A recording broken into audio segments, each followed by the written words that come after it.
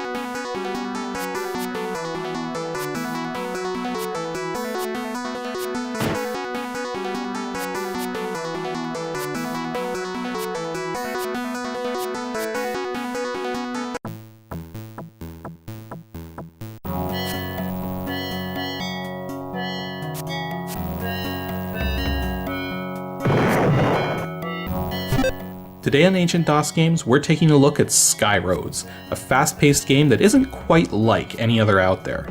And it's not exactly an action game, it's not exactly a driving game, and it's not exactly a puzzle game either, yet it has elements of all of those wrapped together.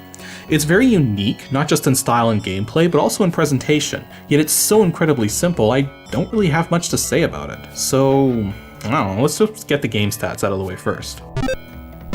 SkyRoads was created and released by Blue Moon Software, now known as Blue Moon Interactive, in 1993, and the best way I can describe this game in a nutshell is that it's a one-player 3D platformer.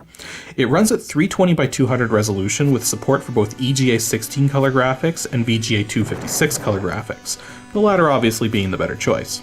It supports both the PC speaker and Sound Blaster for sound, but also supports the AdLib card for music. As for its current release date, it was made freeware way back around the turn of the century and is still available for download from Blue Moon Interactive's website at www.bluemoon.ee, which, as you may or may not be aware, is the domain identifier for Estonia, the location of Blue Moon Interactive since the creation of the company. So, where Duke Nukem had some semblance of a story and Cyberdogs had only bits and pieces of a story, SkyRoads pretty much doesn't have a story in the slightest. You basically take the role of someone flying around various locations in a specially made craft with one goal in mind: get to the end of every Skyroad.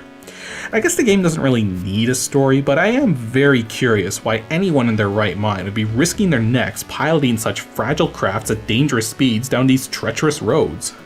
Come to think of it, SkyRoads is kind of like a futuristic extreme sport in that sense. Anyways, the ultimate goal of the game is to clear each of the 30 sky roads spread across 10 areas: Red Heat, Into the Sun, Blue Planet, Satellite, Misty, Asteroid Belt, Crab Nebula, Over the Base, the Earth, and Druidia. The areas get progressively more difficult, and each also has a sort of theme going on with their designs. For instance, the 3 sky roads in Misty have a very ambient quality to them, while the 3 sky roads in the Asteroid Belt have lots of obstacles to either jump over or jump around. The gameplay is incredibly simple, for the most part. All you do is strafe left and right, throttle up, throttle down, and jump, and all you gotta do is reach the end of a sky road to clear it. The game then adds a little pip on the road selection screen so you can see how many times you completed a particular road. So if you've completed a road 4 times, it'll have 4 pips on it. The difficulty of the game is in the design of the sky roads themselves and in the subtleties of the gameplay. For starters, let's take a look at the dashboard. On the far left is your progress meter, which tells you how far down the sky road you've traveled. Next is the Gravimeter, which tells you the gravity levels of the road you're on. Normal gravity is 500 units, but this can fluctuate as low as 100 or so freaking high that you can't even attempt to jump. The big circle in the middle is your current speed. Learning to set the exact acceleration you want is vital to staying alive in this game, since the faster you're going, the faster you can move side to side, which is crucial for sideways jumping, but at the same time, some of the obstacles require you to slow down quite a bit, some even requiring you to come to a dead stop. And since it takes time to accelerate or decelerate, you need to learn the best moments to do so in any given road. In the middle of the big circle is your fuel and oxygen levels. If either of these run out, it's back to the beginning of the road. Fuel is a factor of distance, so if it runs out, this means there's a way to refill it somewhere on the road that you must take advantage of. Oxygen, however, is a factor of time, and if you run out, it either means you're not going fast enough, or again, there's a place somewhere along the road to refill it. The final indicator is for your Jump-O-Master, which is what allows your craft to jump into the air. This thing is supposed to tell you when you can jump and when you can't, but I don't think it works properly, so permit me to explain how jumping works. Normally you can only jump while riding along the ground, but there's a couple very important aspects to this. Firstly, the moment you touch the ground after a jump, you can immediately jump again, or you can jump in mid-bounce from hitting the ground, allowing you to jump a little higher than normal. This trick's actually required in some of the later levels, but it comes with a catch. You can only jump from mid-air if there's solid ground somewhere beneath you. So if you jump, hit the edge of a platform, bounce into the air, but no longer have any solid ground beneath you from your forward velocity, you won't be able to do a mid-air jump and will probably fall to your doom. So if you haven't realized it by now, this game isn't really so much about the action, it's about the memorization. In fact, some of the tracks simply cannot be reliably beaten on your first try, usually because they have dead ends which you can't escape from, and won't know are there until it's too late. So the point of each road is to, well, quite simply die a lot. Each time you die, you have to make a mental note of what happened and what you need to do to survive, then go down the road again and not repeat that mistake. The further in you get though, the more of these mental notes you have to keep for each road, so it takes a lot of trial and error to clear a road. But once you do, it suddenly isn't as challenging anymore. Now don't get me wrong, some of them still will be, but you'll know what to do and when to do it, and it's just a matter of playing out those actions. There are some tricky aspects to the roads too.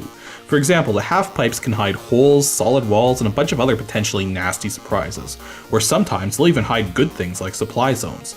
Also, unless you're riding perfectly center on the top of a half-pipe, you're gonna slide off. If you need to ride on top of a half-pipe and you can't be absolutely certain how centered you are, the best thing to do is to actually jump back and forth between two half-pipes, that way you don't have time to slide off. You need to keep watch for those special zones too. The colors are very specific, so I recommend you look them up in the game's help screen, but it basically comes down to 5 different ones. Supply zones, which restore your fuel and oxygen, boost zones, which make you go faster, sticky zones which slow you down, slippery zones which prevent you from changing direction while over top, and burning zones which kill on contact. Most zones can be avoided without any issues, but supply zones are almost never optional, so if you see them, make sure you make them a part of your route. Now, even though the difficulty starts out pretty tame, it ultimately gets insanely difficult, to the point where fractions of a second make the difference between life and death. I managed to beat about 27 of the 30 roads in this game, with Earth 3 and Druidia 2 and 3 simply beyond my capabilities and patience. But I think overall, I did okay. And yeah, that's pretty much all there is to SkyRoads. Even though it's primarily a game about memorization, and I tend to suck at memorization, this game's an exception because you don't really have to remember that much. The roads themselves are all pretty short, save for the last one, so memorizing what you have to do isn't really that hard. The music's kind of interesting too, so it's worth a try at least once to see if you like it or not. Though speaking of music, I found out something interesting while I was looking up information on this game. All the music in this game is FM synthesized, but almost all of it was originally created on an Amiga computer using a program called Octalizer, and as a result, the in-game music sounds very different from what was originally intended. I'm not really sure which is better, but here's some samples of the differences between how the music sounds in-game and how it was actually meant to sound.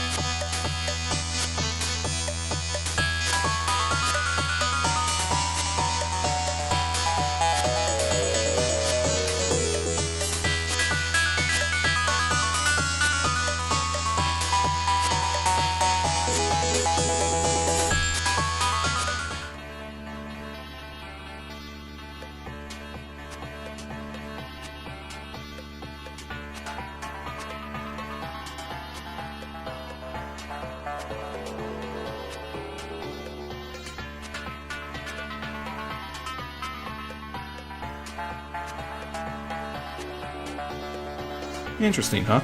Anyways, let's bring in the Dosbox configuration settings. Yep, really simple this time around. All you need to do is set a fixed cycles count. You can't use auto because the frame rate will suffer, and on max you occasionally get nasty speed glitches that can completely throw off your timing. I recommend a cycle setting of 20,000, though the game will probably work fine with less. Also, if you intend to use the game's joystick support, be absolutely certain you're not pressing any directions on your joystick or gamepad when you start a road, because the game recalibrates the center position every time you start one from the selection screen. Anywho, that's all for this episode of Ancient DOS Games. Stay tuned for episode 54, where we're going to take a look at a very old DOS game that was originally conceived on a PDP-10 mainframe computer, and is often considered to be one of the earliest examples of a dungeon crawl. If you think you know what game that is, then send your guess to adg@pixelships.com and tune in next Saturday to check it out.